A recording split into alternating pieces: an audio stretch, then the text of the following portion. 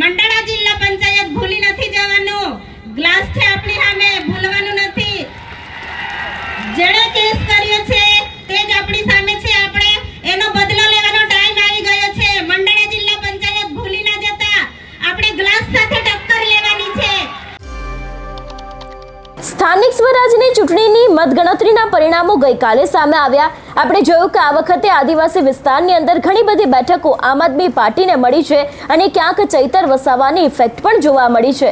પણ આપણે જોયું હતું કે ચૈતર વસાવાએ જેને છૂટો ગ્લાસ માર્યો હતો કાચનો, એ જ સંજય વસાવાની મંડાળા બેઠક ઉપરથી હાર થઈ છે. એમની સામે કયા ઉમેદવાર જીત્યા છે તેની વાત આ વિડીયોમાં. નમસ્કાર, હું હંસિની અને તમે જોઈ રહ્યા છો નિર્ભય ન્યૂઝ. ગુજરાતમાં એક તરફ આદિવાસી વિસ્તારનું રાજકારણ ગરમાયું છે. ક્યાંક આદિવાસી વિસ્તારની અંદર ભારતીય જનતા પાર્ટી આ વખતે તૂટી પણ છે. એમાં આપણે જોયું હતું કે થોડા સમય પહેલા ચૈતર વસાવા અને સંજય વસાવાનો જે વિવાદ સામે આવ્યો હતો કે જેમાં સંજય વસાવા દ્વારા એવા આક્ષેપો કરવામાં આવ્યા હતા કે ડેડિયાપાડા આપના ધારાસભ્ય ચૈતર વસાવાએ તેમને છૂટો કાચનો ગ્લાસ માર્યો હતો અને આ જ ઘટનાક્રમને લઈને ચૈતર વસાવાને જેલમાં જવું પડ્યું હતું. અત્યારે હાલ ચૈતર વસાવાને ડેડિયાપાડા જવાની મંજૂરી છે, પણ ક્યાંક ચૈતર વસાવા પહેલા ડેડિયાપાડામાં નો એન્ટ્રી હતી અને આગામી દિવસમાં હજી પણ નો એન્ટ્રી ડેડિયાપાડાની અંદર થવાની છે.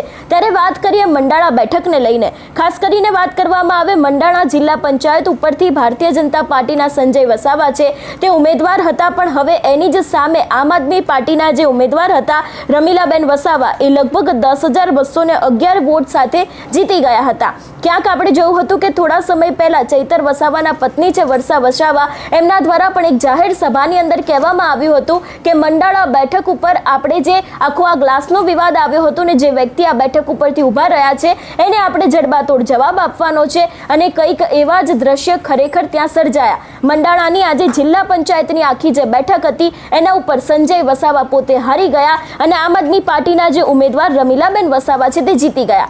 અત્યારે હાલ એક તરફ રાજકારણ ગરમાયું છે.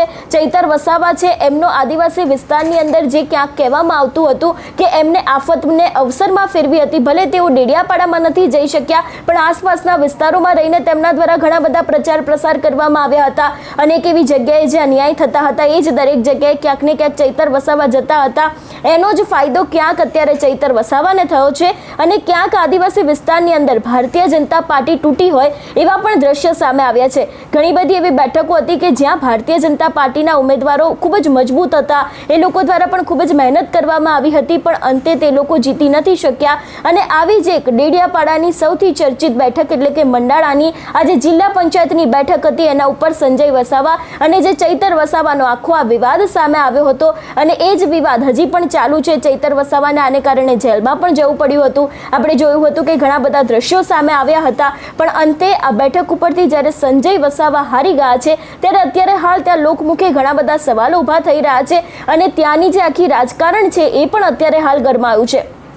વાત કરવામાં આવે આ વિષયને લઈને વધુમાં તો ક્યાંક આપણે જોયું હતું કે જે રીતે મેં આગળ પણ વાત કરી એ રીતે ચૈતર વસાવાના પત્ની છે એમના દ્વારા એવું પણ કહેવામાં આવ્યું હતું કે આ જ બેઠક ઉપર આપણે હવે આપણા ઉમેદવારોને જીતાડીને ક્યાંક ભારતીય જનતા પાર્ટી અને સંજય વસાવાને મુંહતોડ જવાબ આપવાનો છે ને ક્યાંક એવા દ્રશ્યો છે તે અહીંયા સર્જાયા પણ છે. એટલે જે રીતે અત્યારે હાલ આ બેઠકને લઈને રાજકારણ ગરમાયું હતું, કારણ કે જે તે સમયે સંજય વસાવાનું નામ સામે આવ્યું હતું ત્યારથી જ ક્યાંક ને ક્યાંક રાજકારણની અંદર ઘણી બધી ચર્ચાઓ છે તે જામી હતી ને હવે જ્યારે અંતે સંજય વસાવા હારી ગયા છે અને ચૈતર વસાવાના આમ આદમી પાર્ટીના જે આ ઉમેદવાર છે જીતી ગયા છે, લગભગ 10,000થી ઉપરના મતોથી તેમની જીત થઈ છે, ત્યારે પણ ઘણા બધા તર્ક વિતર્ક અને સવાલો અત્યારે હાલ ઊભા થઈ રહ્યા છે. આ સમગ્ર વિષયને લઈને તમારો શું અભિપ્રાય છે અમને કમેન્ટ કરીને ચોક્કસથી જણાવજો. તેની સાથે અમારી ચેનલ નિર્ભય ન્યૂઝને લાઇક, શેર અને સબસ્ક્રાઇબ કરવાનું ભૂલશો નહીં. નમસ્કાર.